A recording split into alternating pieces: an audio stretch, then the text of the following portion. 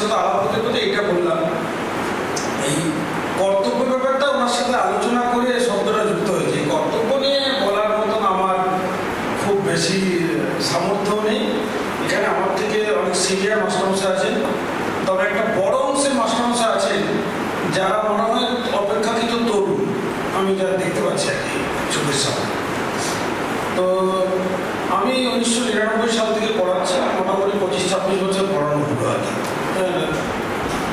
অভিজ্ঞতা। তো যদি 60-এ রিটায়ারমেন্ট হতো তাহলে আমার 3 বছর চাকরি ছিল হাতে, কেমন? তো যেহেতু বিশ্ববিদ্যালয়ে আমরা পড়াই আর কি, অনেক সুবিধা ভোগ করি। আমরা সবচেয়ে সুবিধাজনক অবস্থা থেকে পড়াশোনা করাই। কোনো যেটা এতক্ষণ শুনছিলাম আর কি, মানে শৃঙ্খলা বলে শব্দ আমাদের যাদবপুরের অভিধানের সাথে যায়নি। মানে দুনিয়ার যত বিশৃঙ্খলা সেটাকে আমরা এক ধরনের শৃঙ্খলায় রূপান্তরিত করি, এবং যত আইন না মানা, এই যে পরীক্ষা হবে, সংখ্যাবাবুর একটা ছিল না পাহাড়ের পরীক্ষা, বাংলা মানুষের জানেন এটা। তো যাই হোক, এখন আমার কিন্তু যেটা মানে খুব সত্যি সত্যি ভিতর থেকে, একটা অন্তর থেকে যে শ্রদ্ধা লাগে, এমনিতে নরেন্দ্রপুরে ঢুকলে কেউ একটা গা চুমচুম করে। তোমার নরেন্দ্রপুরে আমাদের রাজ্যে এখন পর্যন্ত যে কয়টা প্রতিষ্ঠান উৎকৃষ্ট মানের মেধা তৈরি করে এবং চর্চা করে, তার মধ্যে নরেন্দ্রপুর অন্যতম। এবং সেই মেধা চর্চার একটা কেন্দ্রে একদম ফাউন্ডেশন কোর্সের আপনারা শিক্ষক, এবং আমি নিজে হয়তো জানি যে আপনাদের শিক্ষকদের একটা বড় অংশ আছে যে আমরা যে ফাঁকিবাজি কোটায় বিভিন্ন জায়গায় শিক্ষকতা পাই সেরকম নয়, কিন্তু মানে তুলনামূলকভাবে আর্থিক এটা অনেকটা এর মধ্যে থেকেও কিন্তু শিক্ষকতা করে। এবং আপনাদের ছাত্র যারা শিক্ষার্থী যারা, তারা এই রাজ্যে ভবিষ্যৎকে উজ্জ্বল করে ডাক্তার, ইঞ্জিনিয়ার, প্রশাসন নানা জায়গায় যায়। ফলে আমাদের দেশ তথা রাজ্যের এত ভবিষ্যৎ নিয়ে আপনারা নাড়াচাড়া করেন, এটা কিন্তু খুবই একটা সাংঘাতিক এবং খুব ভয়ের কাজ। কিন্তু যে আমার তো মনে হয় যে আপনারা নরেন্দ্রপুরে হাঁটাচলা করার সময় যে কিসের একটা কবিতা ছিল না, খুব সাবধানে হাঁটতে হবে, কত স্বপ্ন যে বিছিয়ে আছে চতুর্দিকে, একটু অসাবধান হলে স্বপ্ন মৃত্যু হবে, কেমন? তো সেই অর্থে আপনাদের সবাইকে খুব নমস্কার। এবং যারা অপেক্ষাকৃত তরুণ তাদের জন্য 2-4টে কথা আমি নিশ্চয়ই বলবো। এমনিতে মূল্যবোধ নিয়ে আমার ব্যক্তিগতভাবে নানা রকমের অশান্তি আছে। যে মূল্যবোধটা তো এরকম করে প্রেসক্রিপটিভ হয়েছে, মূল্যবোধের জন্য আমাদের দেশে সমস্যা কিন্তু মূল্যবোধের যদি একটা পার্টিসিপেটরি অ্যাপ্রোচ থাকতো তাহলে কিন্তু অনেক ভালো মূল্যবোধ বলতো। ভারতবর্ষ পৃথিবীর একমাত্র দেশ যার মাথা পিছু গড় মূল্যবোধ সব থেকে বেশি। মানে মনীষীদের মূল্যবোধকে যদি জনসংখ্যাকে ভাগ করেন, আমরা ভাগে যা পাবো, এত সুখী এবং সমৃদ্ধ আর আমাদের পৃথিবীতে কেউ নেই।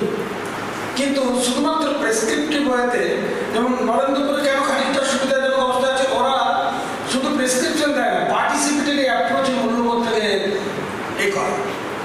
এইটা কিন্তু খুব মাথায় রাখা দরকার। সমরেশ আমাকে আনতে গিয়েছিল। সমরেশের স্ত্রী পিএইচডি করে এবং ওর জীবনে কিছু ক্ষেত্রে আমি একটু সহযোগিতা করেছি।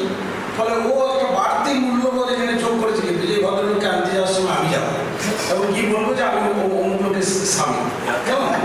তো তার মানে আমরা কিন্তু প্রত্যেকেই এরকম। আমার জীবনে কিন্তু যে আমার দাদু মানে মারা যাওয়ার সময় আমাকে একটা পেন দিয়েছে, এটা সত্যি কথা, সেটা খুবই প্লাস্টিকের পেন, কত বছরের আগের কথা, কিন্তু আমার কাছে ওটা কয়েক কোটি টাকা আমি মূল্য আমার কাছে, মানে আমি ওটা এক্সট্রা ভ্যালু অ্যাড করে দিয়েছি। ফলে একজন মানুষ তার জীবনের প্রতি ক্ষেত্রে কোথায় কোথায় এক্সট্রা ভ্যালু অ্যাড করবেন, এইটা কিন্তু প্রেসক্রিপশনে হয় না, কেমন? তার মধ্যে মস্তিষ্কের শয়তানের অনেক খেলা আছে, নিউরোট্রান্সমিটারগুলো কী আচরণ করে, হ্যাঁ, সেরোটোনিন যদি একটু সামান্য বেড়ে যায়, একটু কমে যায়, বেড়ে গেলে তো ভালো, কমে গেলে দেখুন ভূতম্বর করবে। আমি নর্মাল ছিলাম, একটু আগে একটা SMS আমি দেখলাম, আমার কিন্তু সারা শরীরের মধ্যে একটু রাগ খেলা করলো যে শয়তান আমার SMS করেছে, কেমন? কিন্তু কেন এরকম হলো, আমি সামান্য অস্বস্তি বোধ করলাম, কারণ সেরোটোনিনটা একটু নিচে না। সেই জন্য এখন বর্তমান মেডিকেল সায়েন্স বলে যে what is happiness, the serotonin is the happiness. এসব সেরোটোনিনের খেলা, কিন্তু আরও অনেক আছে, আরও অনেক কালপ্রিট বসে আছে আমাদের এখানে, ডোপামিন আছে, গাবা আছে, the list can go on. তো আমরা এই সব মিলে আর কি, যে আপনাদের এখানে কী বলবো খুবই একটা চিন্তার বিষয়। এই এমনিতেই বক্তৃতা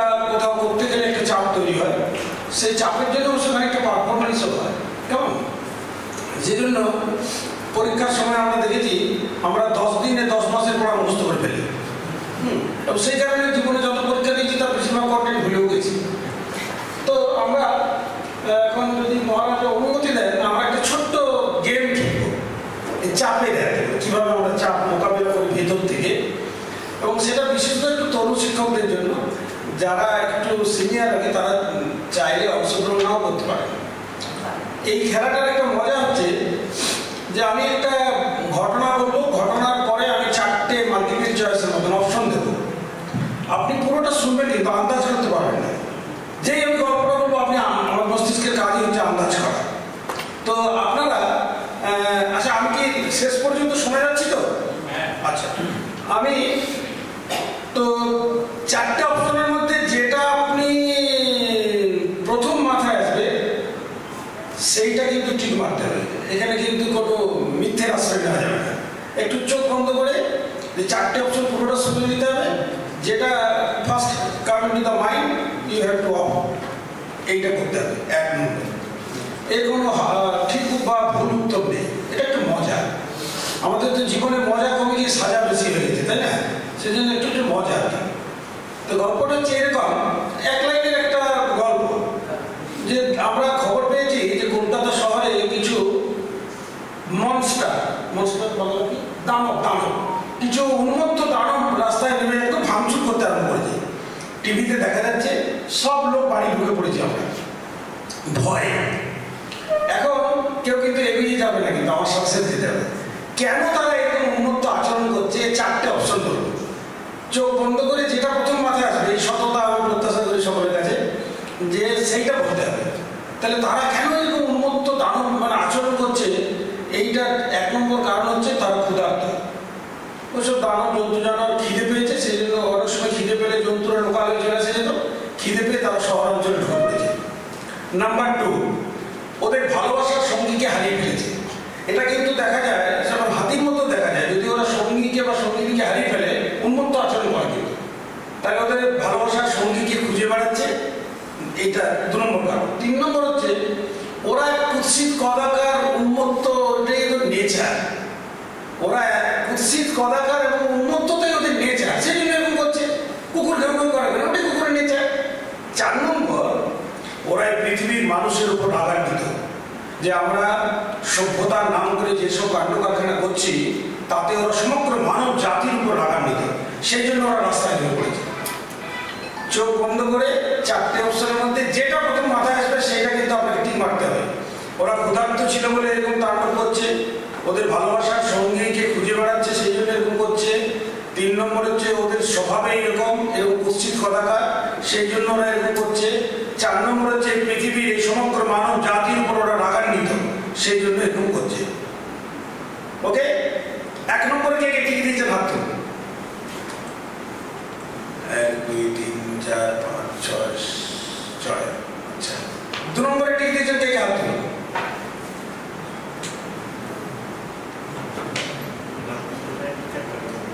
3 নম্বরে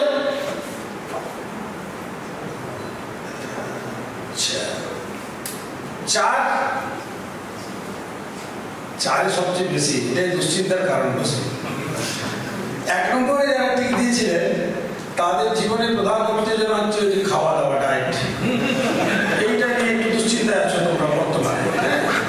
তো এটা উত্তেজনার কোনো কারণ নেই। এবং 3 নম্বরে যারা একটু ট্রিটমেন্টের জোশের সংখ্যাটা বেশি নয়, তোমরা প্রত্যেকেই তোমাদের বর্তমান লুকস নিয়ে একটু অসন্তুষ্ট। এটা এত এটা নিয়ে ভাবার কোনো কারণ নেই।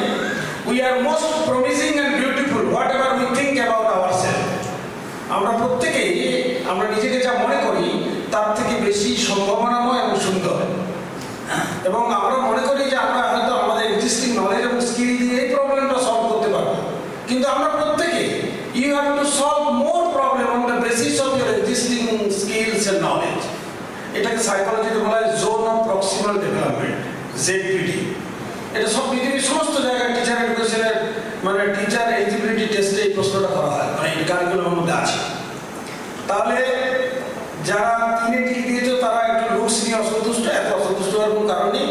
পিছনে একজন আমাদের তরুণ মাস্টারমশাই বন্ধু টিক মেরেছেন, আপনি যথেষ্ট দেখতে সুন্দর। এটা কি এত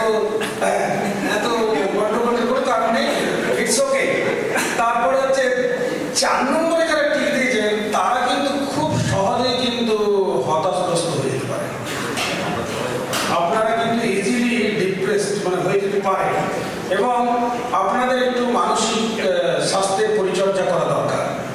আমরা এই একটু পরে আমাদের ভোগ প্রসাদ হবে, আমরা নিশ্চয়ই খাবো।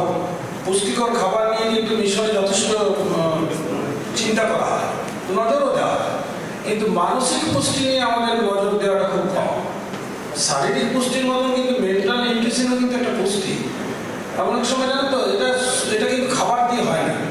আমাদের বাবা মায়েরা এখন বলে না যে তোদের হাসি মুখ দেখলে আমার ভেতরটা কিরকম হয়, ওটা একটা মেন্টাল নিউট্রিশন কিন্তু, কেমন? তো আমরা এরকম একটু, যেহেতু আপনাদের বড় সংখ্যক একটা মাস্টারমশাই, যে তারা কিন্তু চাইলে ওই পরিস্থিতিগুলি সহজেই কিন্তু আপনারা বিষণ্ণতা, চাপ, উদ্বিগ্নতা এবং মেন্টাল ডিসঅর্ডারে পড়ে যেতে পারে। এটা জাস্ট একটা গেম, এটা নিয়ে আমরা আলোচনা করার কিছু নেই, এটা মজাই করলাম, কেমন? তো আজকে আর কি আমরা এই মানসিক চাপের ব্যাপারটা একটু আলোচনা করে আমরা একটা, তো যেহেতু মহারাজ বলেছেন যে কি করে নিয়ন্ত্রণ করতে পারবো, দেখুন নিয়ন্ত্রণের নানান কৌশল আছে। উনি যখন মিশনে যখন দেখবে সঙ্গীত হয়, যখন মানে রামকৃষ্ণদেব ঠাকুর এবং মায়ের সামনে বসে কেউ ধ্যান করে, সেটা একটা চাপ নিয়ন্ত্রণ হতে পারে, কেমন? নানা রকম হতে পারে। আমার মা বলতো যে তোর বাবার সাথে ঝগড়া করলে আমার চাপ কন্ট্রোল হয়। আসলে ঝগড়া করাও কিন্তু একটা জীবনযাপন, তাই না? ওই আদি চোখের একটা গান ছিল না, যে তুমি যখন ছিলে প্রেম ভালোবাসা ছিল, ঝগড়াও ছিল, তুমি যখন নেই প্রেমও নেই, ভালোবাসাও নেই, ঝগড়াও নেই।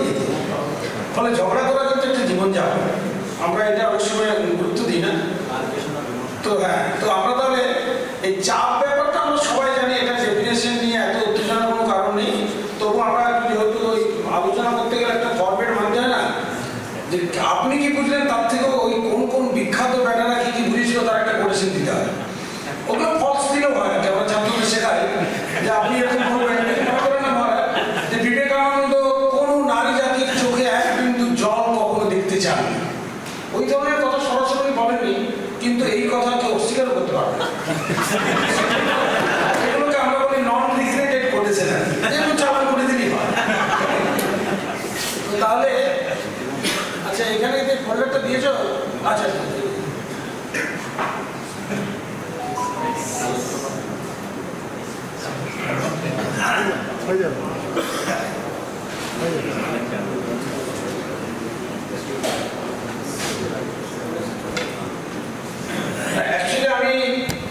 আমি একটা বুদ্ধিস্ট ফিলসফি, মানে এনগেজ বুদ্ধিজম, এটা আমাদের টাইটেল। মানে দৈনন্দিন জীবনে গৌতম বুদ্ধ আমাদের কি উপকার করতে পারে, বুদ্ধের সাথে বিবেকানন্দ দর্শনের একটা অসাধারণ মিল ছিল। যে না, আমার জানা মতে দেখবেন বিভিন্ন জায়গায় যে ঠাকুর এবং শ্রী শ্রী মা শারদার সঙ্গে বিবেকানন্দ এবং জিসাস ক্রাইস্ট এবং বুদ্ধেরও কিছু ছবি আমি দেখেছি।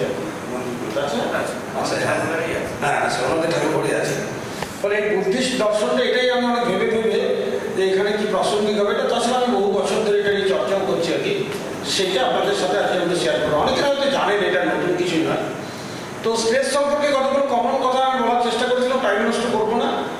এই স্ট্রেসের ফাদার বলা এই ভদ্রলোককে, হ্যান্স সেলিকে, উনি সারা জীবন অসম্ভব পরিশ্রম করেছিলেন যে স্ট্রেসের একটা গ্রহণযোগ্য ডেফিনেশন খাড়া করার জন্য। এবং আপনারা জানেন হয়তো যে গ্রিক দেশে কিন্তু স্ট্রেসের একটা কিন্তু স্ট্রেস সম্পর্কে একটা শব্দ বলা হতো। মানে হিপোক্রেটাস বলতেন যে আমাদের এই যে রোগ, যে ভোগান্তি হয়, আমরা তখন কি করি, রোগটা হলে আমরা ভোগান্তি এবং রোগ, সেটা থেকে আমাদের বডি নর্মাল স্থিতি ফিরে আসার জন্য একটা কঠোর পরিশ্রম করতে হয়। এই যে ভোগান্তি এবং শরীরের সাম্যাবস্থা ফিরিয়ে নিয়ে আসার যে কঠোর পরিশ্রম, এইটাকে গ্রিকরা একটা শব্দ দিয়ে চিহ্নিত করত, যেটাকে বাংলায় আমরা চাপ বলি, পীড়ন বলি, যাই বলি না কেন, স্ট্রেস বলি, এটাকে পোনস বলতে হয়। অনেকে জানেন হয়তো শব্দটা। তো উনি পরে ভদ্রলোক কিন্তু এরকম একটা থিওরি খাড়া করেছিলেন, জেনারেল অ্যাডাপ্টেশন সিনড্রোম বলে। ওটা 3টে স্টেজ আছে। যে প্রথমে আমরা কতগুলো মানে এমন কিছু করি আর কি যাতে বডি খুব কনসাস হয়ে যায় আর কি। তারপরে আমরা খানিকটা প্রতিরোধের চেষ্টা করি, হ্যাঁ, তারপরে আমরা আমাদের প্রতিরোধ খানিকটা ভেঙে পড়ে আর কি, আমরা এক্সস্টেড হয়ে যাই। এরকম উনি ব্যাখ্যা দিতে চেষ্টা করেছিলেন। আমরা ডেফিনেশন জানলেও স্ট্রেস আটকাতে পারবো না, ডেফিনেশন না জানলেও স্ট্রেস আটকাতে পারবো না, সেই জন্য অত প্যাচালের দিকে গেলাম না। স্ট্রেসের কতগুলো সিমটমস আছে, আপনারা এগুলো নিয়েও বেশি চিন্তা করবো না। সেটা muscle pen, dry mouth, nervousness, অনেক রকম, মানে ফিজিক্যাল, ইমোশনাল, কগনিটিভ, বিহেভিয়ার, সব রকম পরিবর্তন আছে। স্ট্রেস হচ্ছে এখন একটা কালপ্রিট, একটা 80-20 থাম্ব রুল আছে। মানে ডাক্তারবাবুরা যখন আর কিছু পায় না, তখন আপনার চুল পড়া থেকে আরম্ভ করে পায়ে যন্ত্রণা সবই বলবে কারণ স্ট্রেস। এমনকি যে হাঁপানিও স্ট্রেস থেকে হতে পারে। আমরা যে এতদিন জানতাম বংশগত কারণে, এমনকি ক্যান্সার পর্যন্ত। ফলে স্ট্রেস একটা ভীষণই কাল্পনিক একটা ঘটনা। ফলে এই সিমটমগুলো আমি চাইলে আপনারা নিজেও দেখতে পারেন। এখানে একটা ইন্টারেস্টিং জিনিস শেয়ার করব।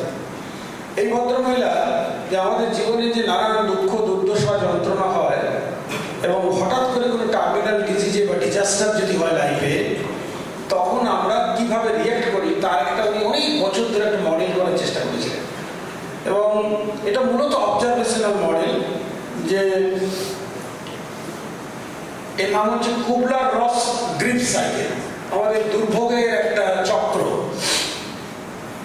চক্রটা হচ্ছে এইরকম, এই যে denial, anger, bargaining, depression, accepted. দেখবেন যখন কোভিড শুরু হয়েছিল 2019-এর শেষের দিকে চীনে যখন এরকম ঘটনা ঘটছে, আমরা প্রথমে কিন্তু ডিনাই করেছিলাম, এই সব জায়গায় হবে না, চীনরা আজে খাওয়া খায়, হ্যাঁ আমরা গরমকালের দেশ, সব ভাইরাস করে ছাই হবে। কারণ ছোটবেলা থেকে কিন্তু আমাদের ডিনাই দিয়ে আমাদের জন্ম। কিন্তু আপনি যখন ছোট ছিলেন, চোখের সামনে আপনি জিনিসটা ভেঙে দিয়েছেন বাড়ি, আপনি খেলনা নিতে দিয়ে বাড়িতে সবাই চিৎকার করছে যে বাবু এটা কি করবি, আমরা কি বলেছিলাম? করিনি। আমি যাদবপুরে গেছি, ধোঁয়া বেরোচ্ছে, আমি বলছি সিগারেট খাচ্ছ, বলে কই স্যার, কিন্তু আসলে আমাদের প্রত্যেক মানব শিশুরা কি এই ডিনাইটা হচ্ছে ফার্স্ট ডিফেন্স মেকানিজম, এটা ফ্রয়েড চিহ্নিত করেছিলেন। বলে আমরা যে কোনো ঘটনা, যদি একটা হঠাৎ টার্মিনাল রোগ হয় আপনার, আমাদের যে কোনো লোকের হতে পারে, প্রথমে আমরা কিন্তু বিশ্বাস করি না, সেই জন্য আরো কয়েকটা ডাক্তারের কাছে ছুটি। ফলে এটা আমাদের মস্তিষ্কের মধ্যে আছে। তারপরে কিন্তু আমাদের রাগ যে এত পাপি থাকতে রোগ আমার হলো, ওই শয়তানগুলোর হলো না কেন? কোভিডেও কিন্তু যখন এরকম আমাদের এখানে এসেছিল, আমাদের কিন্তু খুব রাগ হয়েছিল। রাগ হওয়ার পরে আমরা কি করি? বার্গেনিং করি। দেখুন এখানে প্রত্যেকেই কিন্তু একবার দুবার অন্তত হাতও ধুয়েছিলাম, মাস্কও পরেছিলাম। যখন অন্তত সেকেন্ড ওয়েভের সময় শুনছি নাকি গঙ্গাতে লাশ ভাসছে, আমরা কেউ যতই ভিড় হই না কেন, ওই ট্রাম্প আর কি ট্রাম্প বলেছিল না, এগুলো সব চীনের চক্রান্ত, ওটাও মাস্ক করেছিল। তো এই বার্গেনিং করি আমরা। বার্গেনিংটা করার পরে আমরা কি করে ডিপ্রেশনে চলে যাই, যখন দেখলাম যে আর কোনো রাস্তা নেই, যে আমার এই রোগটা হয়েছে, তখন আমরা বিষণ্ণ হয়ে পড়ি। তারপরে হচ্ছে অ্যাকসেপ্ট করে নিই। এখন পাশে যদি কোভিডের রোগী বা কোভিড হয়েছে শুনি, আমরা কিন্তু আর আতঙ্কিত হই না, গ্রহণ করে ফেলেছি। আমরা আমাদের জীবনের সমস্ত যন্ত্রণা, বিপর্যয় একটা সময় গ্রহণ করে ফেলি। এবং ওই তিলোত্তমার বাবা মাও কিন্তু তাদের বেঁচে থাকার আর কোনো মানেই নেই, কোনো কারণই নেই, তারপরে গ্রহণ করে ফেলেছেন। কেমন? এটা কিন্তু কোনো কিন্তু লিনিয়ার কিন্তু ইকুয়েশন নয়, যে আপনি ডিনায়ালের পরেও কিন্তু কারো অ্যাকসেপ্টেন্স হতে পারে, যে চার যেমন সিস্টেম আপনি আবার ডিনায়াল করলো, ওখানে একটা রাগ হলো, বার্গেনিং করলো, ডিপ্রেশন হলো, অ্যাকসেপ্ট হয়ে গেল। মানে এটা কিন্তু এইরকম একটা এটা নন লিনিয়ার একটা সাইকেল। তো আমরা এই যে কোনো জিনিসের মেন্টাল হেলথ সম্পর্কে একটা আলোচনা আমরা দেখেছি এখন ইদানিং খুব গন্ডগোল। বলে আমার কোনো মনে করবে মানে মেন্টাল হেলথ ভালো। Mental health does not mean only the absence of diseases. আপনার কোনো শরীরের রোগ নেই মানে আপনার শারীরিক স্বাস্থ্য ভালো তা নয়। কিন্তু ধরুন এই যে বিভিন্ন পরিস্থিতিতে সেই প্রশিক্ষণটা কিন্তু ভীষণ দেয়, যে আপনার প্রচন্ড ক্ষুধা পেয়েছে কিন্তু তারপরেও আপনাকে দেখা গেল যে সবজি শেষে খেতে বসলেন। এই যে আপনি আমার কথা অপছন্দ হচ্ছে না, তারপরেও আপনি বিরক্ত না হয়ে কী করে কথা শুনবেন, জীবনের ছোটো ছোটো ঘটনাতে কিন্তু আপনি কেমন রিয়েক্ট করবেন তার উপর নির্ভর করে আপনার মেন্টাল হেলথ ভালো না খারাপ। দ্যাট ডাজ নট মিন যে আপনার কোনো ডিসঅর্ডার আছে, যে আপনার ওসিডি আছে, এডিএইচডি আছে, ওডিএসিডি আছে, ডিপ্রেশন আছে, বাইপোলার আছে, কিচ্ছু নেই। এই জন্যই আমি মেন্টাল হেলথের কথাটাকে এখানে আমি কী করে চিন্তা করি, আমি কী করে ফিল করি, কী করে আচরণ করি। কগনিটিভ সায়েন্সের কিন্তু এটা একটা বড় জায়গা, যে how you think influences how you feel, and how you feel influences how you behave, and how you behave influences how you live your life. চিন্তা অনুভূতিকে, অনুভূতি আচরণকে আচরণ, জীবনযাপনকে প্রভাবিত করে। সেই জন্য পাকিস্তানে কিন্তু যুদ্ধ নেই, যুদ্ধ আছে ভারত এবং পাকিস্তানের রাষ্ট্রনায়কদের মাথায়। Everything emanates from our own mind, the war begins from our mind and the peace also. শান্তিও আছে কিন্তু আমাদের মাথায়। এইটা কিন্তু কগনিটিভ সায়েন্সের মূল বেসিক লাইন কিন্তু এখন। সেই জন্য চিন্তা করার ধরন না পাল্টালে আচরণ পাল্টাবে। বাইরে থেকে আপনি যতই ডিসিপ্লিন ইম্পোজ করুন, আপনি যতক্ষণ না পর্যন্ত চিন্তা করার ধরন পাল্টাতে না পারবেন, ততক্ষণ ওর আচরণ পরিবর্তন, স্থায়ী পরিবর্তনের কোনো সম্ভাবনা নেই। ও নাটক করবে, আপনি পিছন ফিরলে উল্টো দিকে আপনাকে দেখাবে।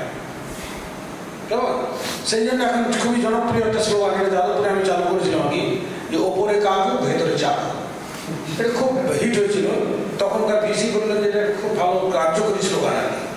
তো এখন এই যে আমরা দেখবেন প্রচুর লোক বলে ওয়েল বিং, বাচ্চা বলে, আমার মেয়ে 12-এ পড়ে, তো আমার ছেলেটা ও কলেজে পড়ে, তো আমি আমার ছেলে সাইকোলজি নিয়েই পড়ে, তো আমি ওকে জিজ্ঞেস করেছি তুই ওয়েল বিং কাকে বলে, তুই নিজে বলবি নাহলে দিদিমণি জিজ্ঞেস করবি যে ওয়েল বিংটা কি, এই ভালো থাকার ব্যাপারটা কি। এর একটা গ্রহণযোগ্য মানে আমরা শেয়ার করতে পারি। আমাদের প্রত্যেকে এখানে যতজন আছে, ইনক্লুডিং মহারাজরা, আমাদের প্রত্যেকের কিছু নলেজ, স্কিল এবং রিসোর্স আছে। উনি যদি এখন কোনো জায়গায় বিপন্ন হন, কোনো একটা জায়গায়, ওনার কিছু রিসোর্স আছে কিন্তু ওই কোন বানিয়ে কোরপতির ফোনে ফ্রেন্ডের মতো উনি ফোন করবেন, আপনাদের এত সমস্যা আছে, তার মধ্যে কিন্তু উনি সবাইকে ডাকবেন না, উনি ওনার যে একটা ডিজাইন তৈরি করেছে তাকে বলবেন যে একটু তুমি ব্যাপারটা একটু দেখো বা আপনি একটু দেখেন। এইগুলো হচ্ছে রিসোর্স। তাহলে every individual has its own skills, knowledge and resources. তো এইগুলো নানা রকমের হতে পারে, ফিজিক্যাল, সাইকোলজিক্যাল, সোশ্যাল। আবার আমাদের প্রত্যেকের জীবনে নানা রকম চ্যালেঞ্জেস আছে। এই প্রতিষ্ঠানের চ্যালেঞ্জ আলাদা, ওই প্রতিষ্ঠানের আলাদা, ব্যক্তি জীবনের চ্যালেঞ্জ আলাদা, ইত্যাদি ইত্যাদি। আপনি যখনই আপনার এই বাঁ দিক দিয়ে ডান দিককে ব্যালেন্স করতে না পারবেন, মানে ওয়েলবিং মানে হচ্ছে the balancing process in between hour skills, resource and challenges.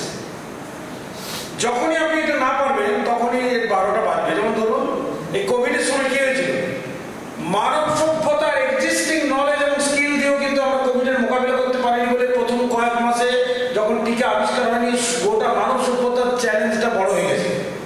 আপনার আমার জীবনেও কিন্তু তাই।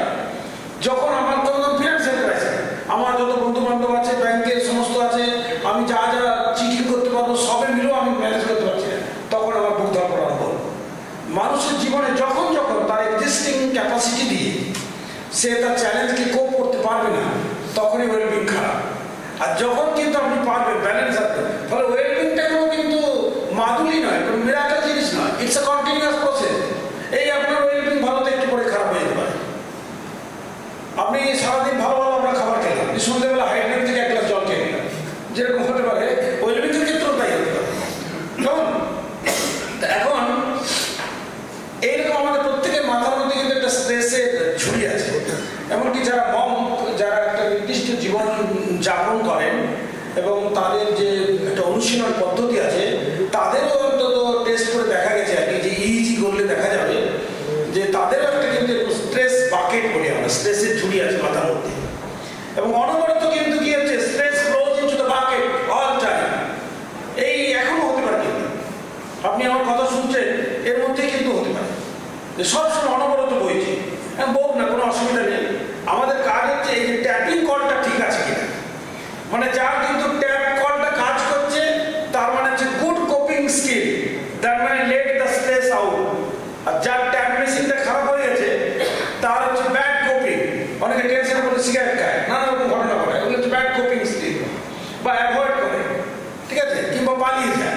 পলায়ন প্রবৃত্তি এবং এড়িয়ে যাওয়া, এই দুটো হচ্ছে পৃথিবীর নিকৃষ্টতম কোপিং স্কিল।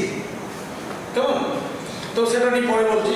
যখনই আপনার ট্যাপ কলটা কাজ করবে না, তখন কি হবে, জলটা উপচে পড়বে, মানে স্ট্রেসটা একদম ফ্লোটা উপচে পড়বে। উপচে পড়া মানে হচ্ছে যে আপনার নানা রকমের মানসিক যন্ত্রণা শুরু, anxiety, depression and the other mental health disorders. এই যখন এই কোপিং স্কিলটা কাজ করবে, এর জন্য কিন্তু অনেক বড় বড় মানে ডাক্তার, মাস্টার, পণ্ডিত, বিজ্ঞানী তাদেরও হতে পারে। উইনস্টন চার্চিলের কিন্তু সাংঘাতিক সিভিয়ার ডিপ্রেশন হয়েছিল। দীপিকা পাডুকোন যখন সবচেয়ে জীবনের শ্রেষ্ঠ জায়গায় 3টে ছবি হিট হয়েছিল, ওনাকে হসপিটালাইজ হতে হয়েছিল। মানে সিভিয়ার ডিপ্রেশন মানে যার হবে না সে ছাড়া বুঝতে পারবে না যে কি হতে পারে। এ যাতনা বিষে বুঝিবে সে কিসে, কভু আসে কিসে, রং সে নিজানে, তাই না? সাপের কামড়ের কি তীব্র যন্ত্রণা, যাকে কামড়েছে সে ছাড়া অন্য কেউ অনুভব করতে পারবে না। কেমন? তো আমরা, এটা একটা গ্লাসে জল আছে, এখন এটা নিয়ে কি প্রশ্ন করবো? রাইট, যে এটার কত ওজন? এর ওজন ধরুন আমরা যদি জিজ্ঞেস করি, কেউ 250 গ্রাম বলবে, কেউ 400, 500, মানে একটা নির্দিষ্ট রেঞ্জে বলবে। কিন্তু আসলে the absolute weight does not matter.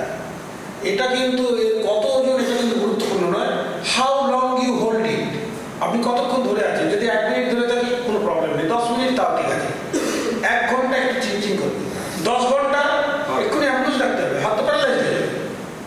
কিন্তু প্রত্যেক ক্ষেত্রে ওজন কি ছিল? সমান ছিল। স্ট্রেসের ক্ষেত্রেও কিন্তু তাই, যে আপনি কতদিন ধরে, এই জন্য অ্যাকুইট স্ট্রেসের রোগীদের আমরা খুব ভয় পাই না, কিন্তু ক্রনিক এবং এপিসোডিক যারা স্ট্রেস রোগী তারা খুব সাংঘাতিক আছে। এবং এখন তো প্রচুর কোমরবিডিটি, মানে স্ট্রেসের সাথে আরও অনেকগুলো শয়তানুষে জড়িত হয় এবং তাতে নানা রকম ঘটনা হয়। তাহলে এর সাথে আমরা আরেকটা জিনিস আপনাদের সাথে একটু যা শেয়ার করি, এটা আজ থেকে প্রায় 125 বছর আগে এই দুজন ম্যাথমেটিশিয়ান এই কার্ভটা এঁকেছিলেন, এটাকে বলা হয় ইয়ারকেস এন্ড ডটসন। সেটা হচ্ছে, দেখুন আমরা এদিকে পারফরমেন্স মাপছি, এদিকে হচ্ছে লেভেল অফ স্ট্রেস। যখন 0 থাকে, স্ট্রেস যখন 0, তখন পারফরমেন্সও কিন্তু আসলে 0, মানে উই নিড স্ট্রেস। স্ট্রেস না হলে কিন্তু কোন কাজই আমরা করবো না। এবার আস্তে আস্তে করে দেখুন, যখন আমরা এই যে কার্ভটা উপরের দিকে উঠছি, এই পর্যন্ত কিন্তু স্ট্রেস বাড়লে পারফরমেন্স কি হলো? বাড়লো। এই পর্যন্ত কিন্তু স্ট্রেস বাড়লে পারফরমেন্স বাড়ছে। এরপরে যদি আমি স্ট্রেস আরো বাড়াই, তখন পারফরমেন্স কি হবে? কমে যাবে। এই পয়েন্টটা আমরা আবিষ্কার করতে পারি না বলে ডাক্তারের কাছে ছুটি। কিন্তু ফলে ডান দিকে স্ট্রেসগুলোকে আমরা বলি ব্যাড স্ট্রেস বা ডিস্ট্রেস, আর বাঁ দিকে হচ্ছে ইউ স্ট্রেস বা গুড স্ট্রেস। এইটা হ্যান্ডসেলি উনি প্রথম ডেভেলপ করেছিলেন। ফলে আমাদের কিন্তু একটাকে একটু আগে আমি উদাহরণ দিচ্ছি, কিন্তু যে স্ট্রেস থাকে বলে কিন্তু পরীক্ষায় আমাদের 10 দিনে 10 মাসের পড়া মুখস্থ করি, কিন্তু এটা কিন্তু ঘটনা। কেমন?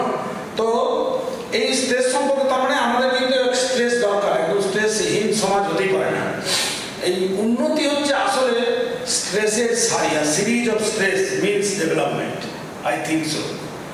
তো ফলে আমাদের এই চাপ, কতটা পর্যন্ত চাপ আপনি আপনার ক্যাপাসিটি অনুযায়ী, আপনার ওই বাকেটটা ঠিক কত বড় এবং কোন পয়েন্ট পর্যন্ত কিন্তু আপনি ইউ স্ট্রেসে বিলং করছেন, এইটা যদি আপনি একবার মেজার করতে পারেন, আপনার স্ট্রেস নিয়ে আপনার দুশ্চিন্তা থাকার কথাই না। কেমন? তো আমরা কিছু গল্প শেয়ার করি। এই ভদ্রলোক একজন খুবই মানে নমস্য চরিত্র ইতিহাসে। এর নাম হচ্ছে মার্কাস অরেলিয়াস অ্যান্টোনিয়াস। উনি, ওনার সময়কালটা আমি দিয়েছি, ওনার রাজত্বের লাস্ট 14 বছর ইতালিতে সাংঘাতিক প্লেগ দেখা দিয়েছে, মহামারীর আকার ধারণ করেছিল এবং সম্ভবত উনি ওই প্লেগেই মারা গিয়েছিলেন। সেই জন্য মেডিকেল সায়েন্সের বইয়ের প্লেগটার নামই হচ্ছে অ্যান্টোনিন প্লেগ। উনি মারা গিয়েছিলেন এই প্লেগে। এই যে স্টোইক দর্শনের যে ইতিহাস, দর্শন, স্টোইক ফিলোসফি কিন্তু এখন একটা ভেরি গুড ফিলোসফি। আপনারা স্টোইক ফিলোসফি পড়বেন, বিবেকানন্দের দর্শন, ঠাকুরের দর্শনের সাথে প্রভূত পরিমাণ সামঞ্জস্য খুঁজে পাবেন। ডেইলি লাইফের স্টোইক, আমি একটা লেখার চেষ্টা করছি বাংলায়, যে দৈনন্দিন জীবনের স্টোইক দর্শন। কেমন? দৈনন্দিন জীবনে রবীন্দ্রনাথ বলে আমি একটা অনুষ্ঠান পত্রিকায় লেখা দিয়েছিলাম, কেউ পড়ে দেখতে পারেন, যে রবীন্দ্রনাথ দৈনন্দিন জীবনে আমাকে কীভাবে বাঁচাবে। তেমনি দৈনন্দিন জীবনে বিবেকানন্দ সাধারণ মানুষের কাছে নিয়ে যাওয়ার জন্য এটাও একটা অ্যাপ্রোচ হতে পারে। কেমন? তো এই ভদ্রলোকের একটা বই আছে, এটা অনেকে পড়ে ফেলেছেন, বইটার নাম হচ্ছে মেডিটেশন। উনি ওই 14 বছরের এই এত মানুষকে মরতে দেখেছেন মহামারীতে, আর স্টোইক ফিলোসফি সবে মিলে ওনার একটা আত্মচিন্তা উনি ডায়েরিতে লিপিবদ্ধ করেছিলেন। অসাধারণ বই, মানে আমাদের মরে যাওয়ার আগে পৃথিবীতে যদি কয়েকটা বই পড়ে যেতে হয় তার মধ্যে একটা, আমার মনে হয় আর কি। তো এইটাতে ওনার এই কতগুলো যেমন একটা গুরুত্বপূর্ণ স্ট্রেস ম্যানেজমেন্টের কৌশল বইটা থেকে আমি ডেভেলপ করেছি। এটার নাম হচ্ছে ডাইকটমি অফ কন্ট্রোল। কি আমার নিয়ন্ত্রণে আছে, কি আমার নিয়ন্ত্রণে নেই। দেখুন, এই আমার বন্ধু মাস্টারমশাই, মজা আর কি, এটাকে সিরিয়াস নেবেন না, উনি আমার দিকে এমন করে তাকিয়ে শুনছেন, আমি ভাবছি যে বেটা অপছন্দ করছে, হতে পারে, কিন্তু আমি যদি ওর চিন্তা করতে আরম্ভ করে আমি আর বলতে পারবো না। এমনকি আমার সন্তানদের, আমার খুব আপনজনের, আপনি শুধু আপনার চিন্তা নিয়ন্ত্রণ করতে পারবেন। ফলে বিভিন্ন স্ট্রেসের সিচুয়েশনে ডাইকটমি অফ কন্ট্রোলটা কাজে লাগাতে পারবেন।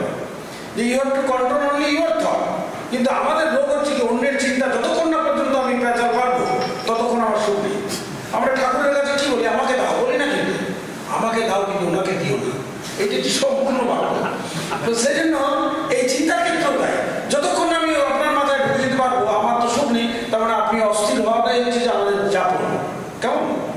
এইটা একটা ওই মেডিটেশন থেকে পাওয়া একটা বক্তব্য। আরেকটা ইন্টারেস্টিং জিনিস এইটা দেখুন, এটাও কিন্তু কগনিটিভ সায়েন্সের কিন্তু একটা base line. It is not events that upset but rather opinion about them. আমি এটা সহজ করছি যে the nature of the problem and how you see the problem. All time how you see the problem is important rather the nature of the problem. আমি একটা practical উদাহরণ দিই। এটা আমাদের এমএস স্টুডেন্ট দুজন মেয়ে, এটা বরাবরই দিয়ে আছে, মানে এটা প্র্যাকটিক্যাল দেখা আমার চোখের সামনে, ওরা জমা হচ্ছে।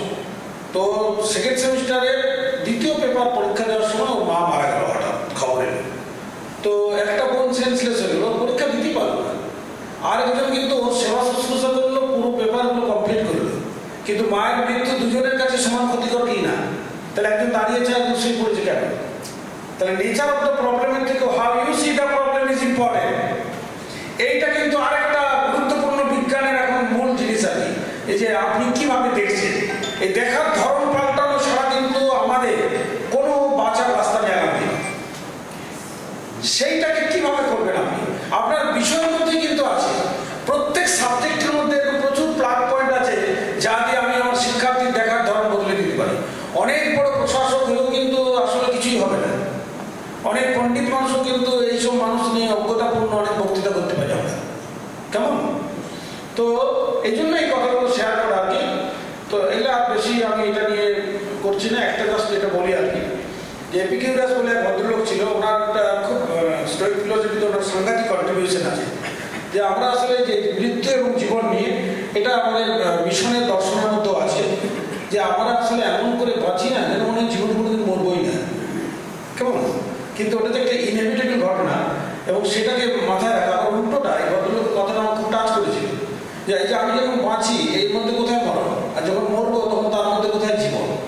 যে when we exist, death is not. When we death exist, we are not. ফলে জীবন এবং মৃত্যু সম্পর্কে একটা পরিষ্কার ধারণা করলে তবে কিন্তু আমি লক্ষ্যটাকে স্থির করতে পারবো।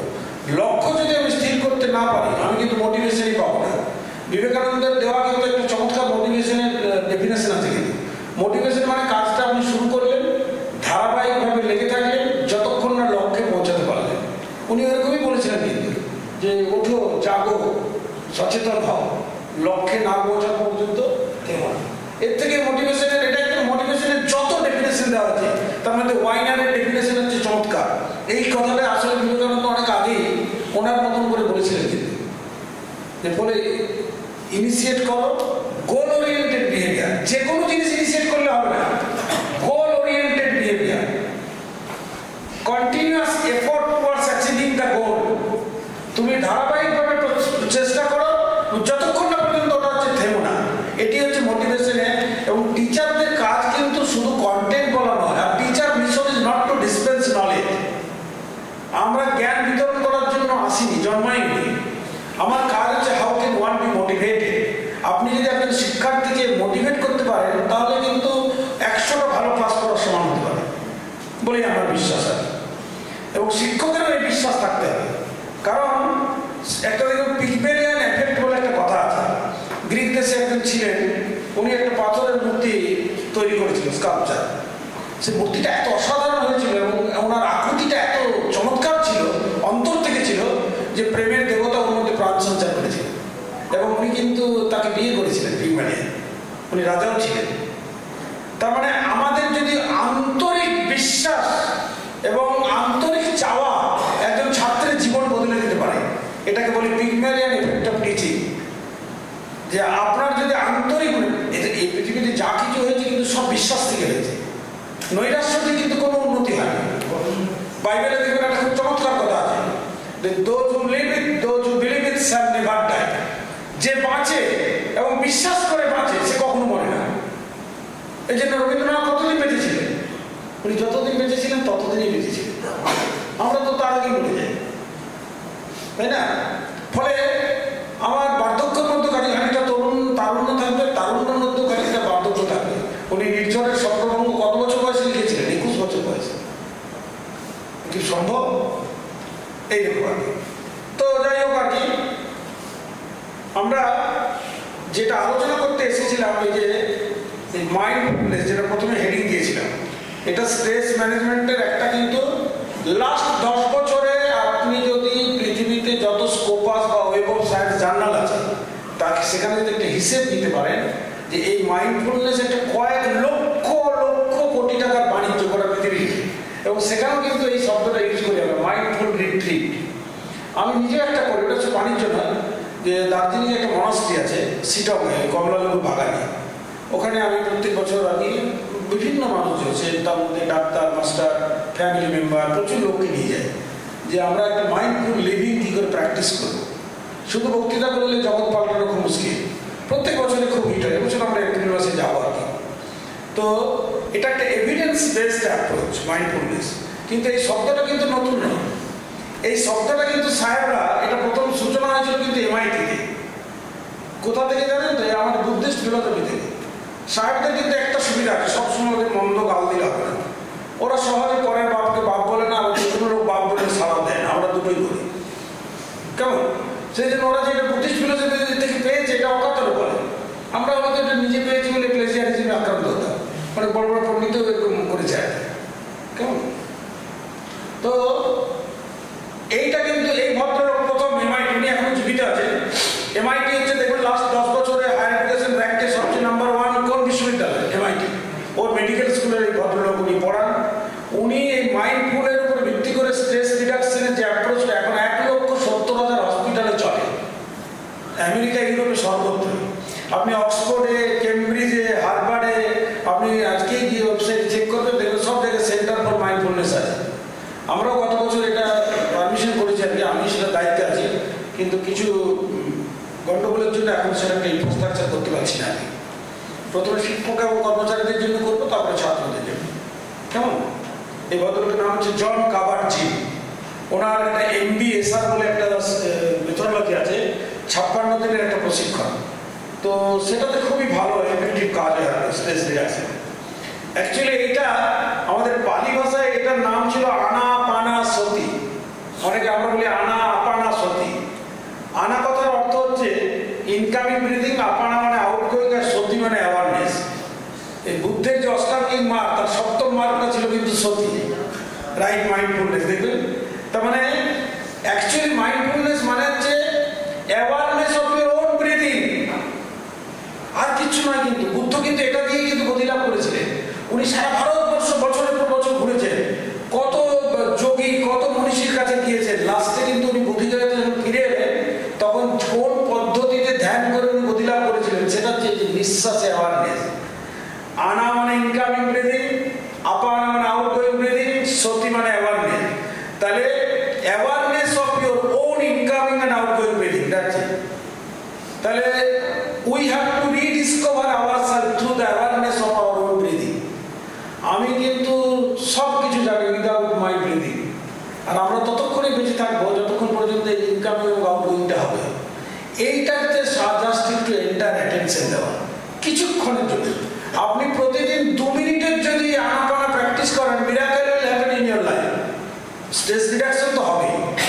এইটা হচ্ছে এখনকার সায়েন্সের বক্তব্য।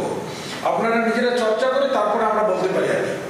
এখন এর একটা দেখবেন, এই আনাপানার পরে দেখবেন আমাদের দেশে ওইখানে হয় বিপাসনা বলে একটা চর্চা হয়, অনেকেই জানে।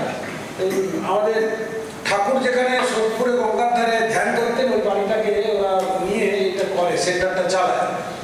ওনার নাম হচ্ছে SN গোয়েঙ্কা। উনি কিন্তু আমাদের দেশে কিন্তু এটা প্রথম নিয়ে এসেছিলেন। অনেক বুদ্ধিস্ট মঙ্করা কিন্তু ওনার কাছে ট্রেনিং নিয়েছিলেন। আসলে বিভিন্ন বহিঃশত্রুর আক্রমণ এবং নানান ঘটনায় কিন্তু ত্রিপিটকের ওই পাতাগুলো ছিঁড়ে গেছিল, পাওয়া যায় না, ওটা বারমাতে ছিল। ওখান থেকে নিয়ে এসে এটা চালু করেছিল। এখন দেখবেন একদম বিখ্যাত লোক, না আমি বলেছি রবিশঙ্কর, উনি কিন্তু SN গোয়েঙ্কার কাছে প্রশিক্ষণ নিয়েছিলেন Vipassana.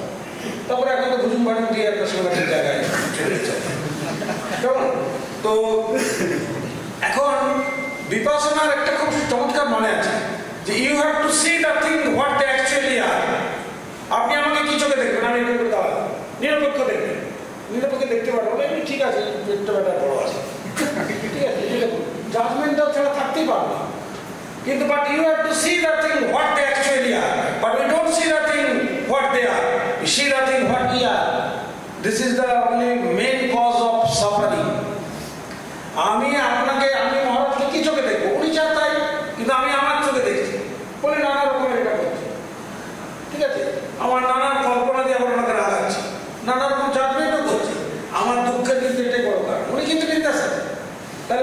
see the thing what they are. We don't see the thing what they are. আমরা কিভাবে দেখি what we are. একটু যদি এটা পাল্টাতে পারেন না দেখবেন জীবনের সুখেই সুখ। কেমন? এটার নাম ছিল পালি ভাষায় বিপাশনা। বিপাশনার ইনার মিনিংটা ছিল এটা।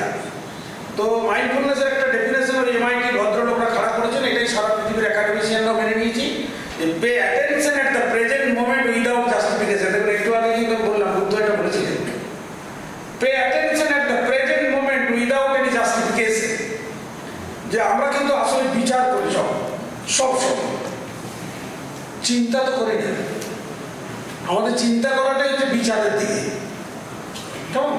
তো সেইটা এই নন জাজমেন্টাল অবজারভেশনটা কিন্তু এত মুখের কথা না, কিন্তু প্র্যাকটিস দরকার। নিউরোট্রান্সমিটার আপনার বাণী দিয়ে ঠিক হবে না, কিন্তু উই নিড পার্টিসিপেটরি অ্যাপ্রোচ। এই জন্য দেখবেন আমি মিশনের কাজকর্ম বিশ্লেষণ করে দেখেছি, সকাল থেকে প্রার্থনা থেকে সঙ্গীত থেকে ব্রাহ্মণ সঙ্গীত থেকে আরম্ভ করে নানান সেবামূলক কাজকর্ম অনেকের বোরিং লাগতে পারে, কিন্তু এই এনগেজড ফিলসফিক্যাল ওয়ার্ক না থাকলে কিন্তু আপনি কিছুতে ওই দর্শনকে ইমপ্লিমেন্টই করতে পারবেন না। কারণ নন জাজমেন্টাল হতে গেলে পার্টিসিপেটরি হতে হবে আপনাকে। বলে এইটা এই অংশগ্রহণমূলকটা কিন্তু দরকার। কেমন? তো সেইটা আমরা, কারণ আমরা এখন যে যুগে বাস করছি অল টাইম ডিজিটালি ডিস্ট্রাক্টেড। আমরাও করেছি, কিন্তু এর মধ্যে 5 বার মোবাইল দেখেছি। সারাদিন একটা মোবাইল আমরা 100 থেকে 150 বার বন্ধ করি আবার ঢোকাই। কেমন? এইটা কিন্তু আমরা একদম সবসময়। তো অ্যালকোহল খেলে যেরকম হয় লাইকি হলি হয়ে গেছে, যে চারটে লাইক দেখার জন্য কিরকম হাফিত্তাস করে ফকির নিয়ে পর্যন্ত ঘুরে বেড়ায় এই অ্যাকাউন্ট থেকে ওই অ্যাকাউন্টে। তো এই যে ডিজিটাল ডিস্ট্রাকশন, এইটা কিন্তু আমাদের ইনফরমেশন ওভারলোডের কারণেই হচ্ছে। আপনি না চাইলেও কিন্তু হাজার হাজার তথ্য। সামান্য একটা জিনিস কিনতে যাবো 250 টাকা বাজে, তার মধ্যে আমি কিন্তু 2.5 ঘন্টা ধরে সার্চ করছি বিভিন্ন কোম্পানির স্টাক, তাই না? কারণ কিন্তু আসলে কারণটা কিন্তু আমাদের জন্মগতভাবে একটা default. By default we are all comparativist. এই জন্য আমরা আমাদের সন্তানদের তুলনা করি, পাশের বাড়ির ছেলেমেয়েটাকে দেখ, চোখে রাখলে চোখ জোড়াবে, তোর জন্য কি করিনি আমরা, ঠিক কম্পেয়ার 24 ঘন্টা। কারণ we are all comparativist by default. ফলে সেইটা কাজে লাগিয়েছে কিন্তু মাল্টিনেশনাল কোম্পানিগুলো আমাদের 12টা বাজিয়ে দিয়েছে। কিরকম? আপনি তুলনা না করে বাঁচতেই পারবেন না। তো এখন যে কন্ডিশনটার নাম, এটা কিন্তু এডিএইচডি নয়। এডিএইচডি হলে আপনাকে ওষুধ খেতে হবে। এটার নাম হচ্ছে এডিটি। এডিটি মানে হচ্ছে অ্যাটেনশন ডেফিসিট ট্রেট, আর ওইটার নাম হচ্ছে attention deficit hyper activity syndrome বা ডিসঅর্ডার। এডিটি কিন্তু একটা মানে যে প্রচুর লুক, এত অসংখ্য ঘটনা। আমি তো অন্যান্য জায়গায়, আপনাদের তো একটা পরিমণ্ডল আছে। এসে একটা স্কুলে বক্তৃতা করতে গিয়েছিলাম বাঁকুড়া জেলার পাহাড়ি অঞ্চলে, মানে এই মুকুটমণিপুরের দিকে। তা আমি তো মাস্টারমশাইদের বললাম যে ছাত্রদেরকে প্রতিদিন নমস্কার করবেন, যে পৃথিবীতে এত আকর্ষণ, তারপর ওরা আপনার ক্লাসে কেন আসে? তা আসার কথা ছিল না, তাই না?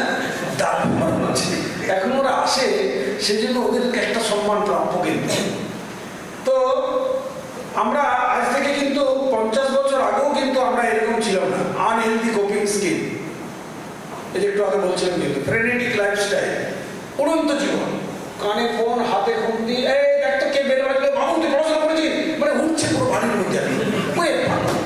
তো এখন তারপরে সিডেন্টারি লিভিং, এটাতে আমরা সবাই আক্রান্ত। এমনকি আমার ধারণা যে মহারাজও হয়তো অনেকটা আক্রান্ত হতে পারেন, সবাই না, যে বসে বসে জীবনযাপন আমাদের সিডেন্টারি লিভিং।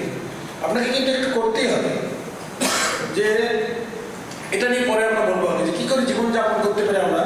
যে আমাদের জীবনের মধ্যেই আছে যাপন করার নানান উৎস, সেগুলোকে টাচ করলে কিন্তু আপনি মৃত্যু সুনিশ্চিত। ও এক্সপায়ারি ডেট একদম লেখা হয়ে গেছে, কিন্তু আপনি যতদিন বাঁচবেন ততদিনই বাঁচবেন, এটা সুনিশ্চিত করা যায়। আমরা করতে পারি সেটা। কেমন? তো তাহলে আর হচ্ছে মাল্টিটাস্কিং, এটা তো একদম যখন টিভি দেখবো তখন খাবো, যখন খাবো তখন আবার অন্য লোককেও খাবো, ফলে এরকম নানা রকম উৎপাদ। ফলে আমরা এই মাল্টিটাস্কিংটা আমাদের কীভাবে ক্ষতি করছে, যে entire attention goes to the specific work at the given time, এটা আমরা করতেই পারছি না। এটা কিন্তু এই বর্তমান সমাজে আরেকটা অশান্তির বড় কারণ। আর হচ্ছে মাঙ্কি মাইন্ডের মতো নাকি, মাইন্ড ওয়ান্ডারিং, বাঁদরের মতন একটা সামান্য ইউটিউবে একটা 2.5 মিনিটের গান আপনি শুনতে পাচ্ছেন না, একটু শুনে টেনে দিয়ে আর ওদিকে চলে গেলেন।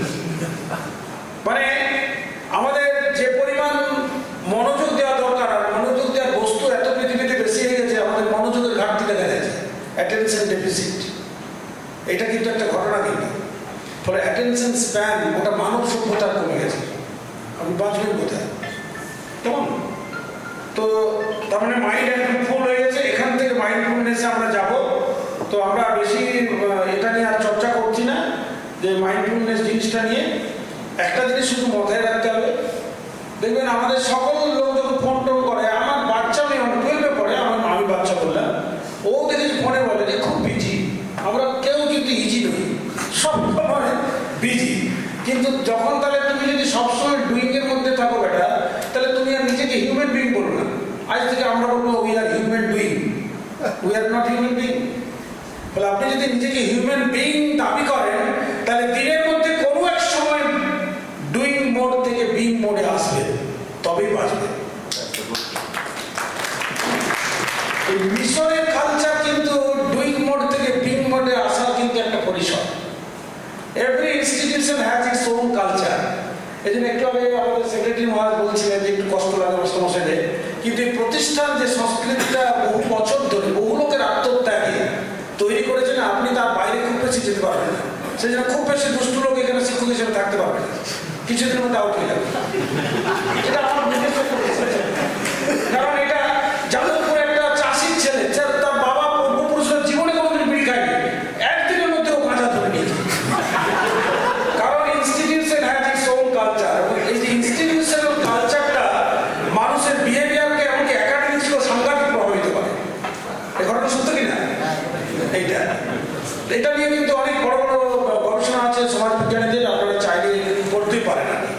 একটু আধটু কিন্তু নতুন নতুন বই পড়তে হবে।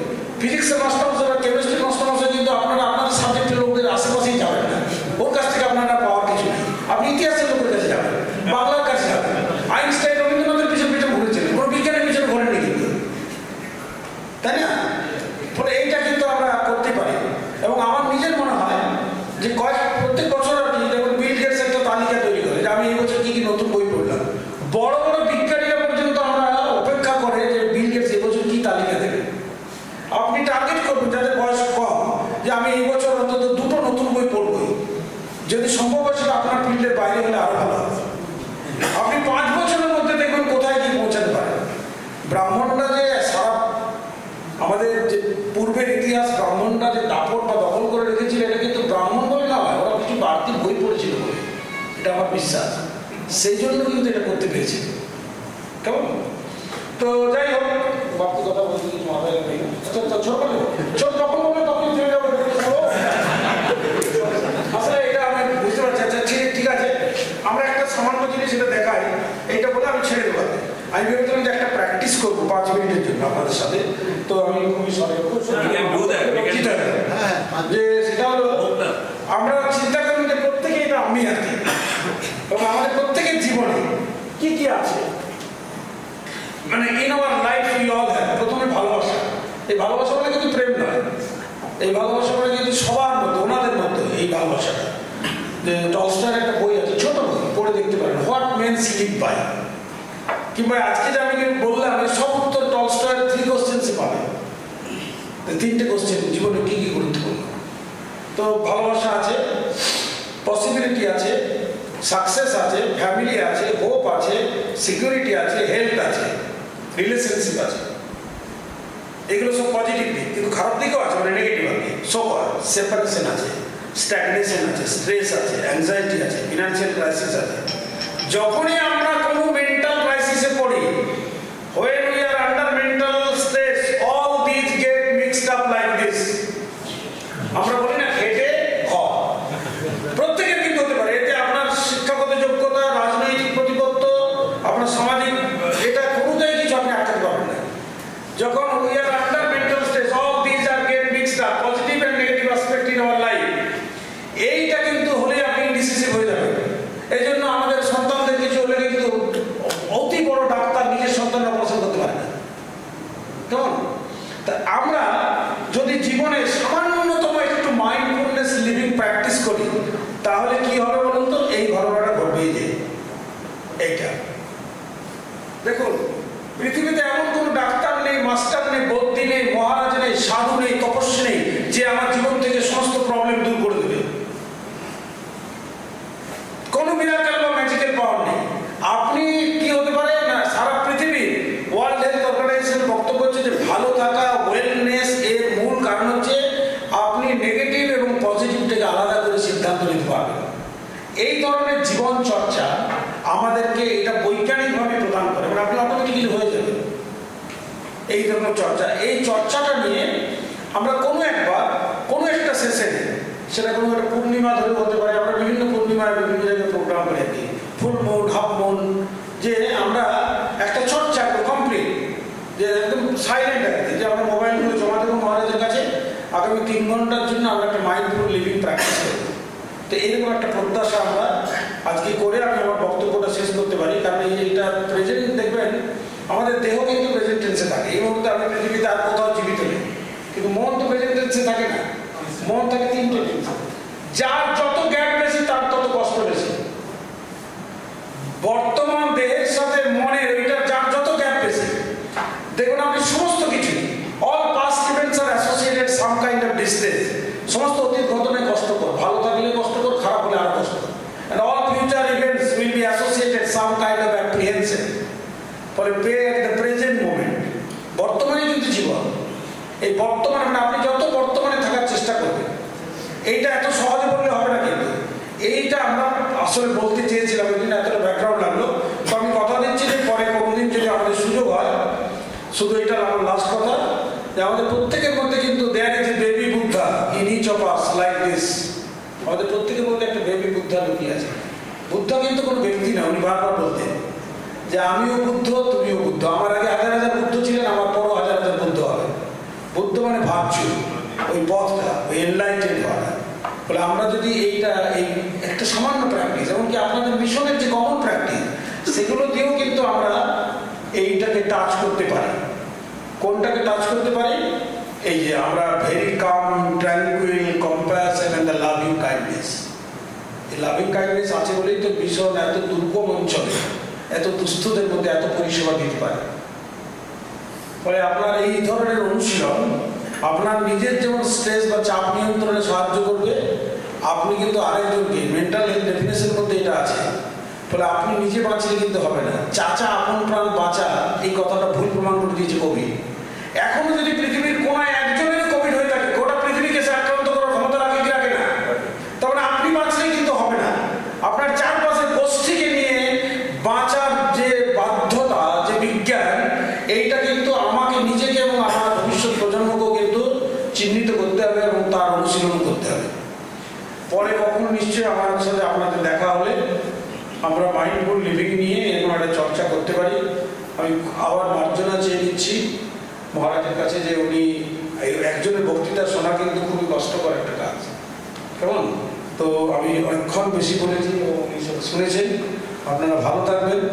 এটা পুরোটা সম্পূর্ণ করতে পারলে ভালো হবে, তবে অসম্পূর্ণতাই কিন্তু আসলে সৌন্দর্য।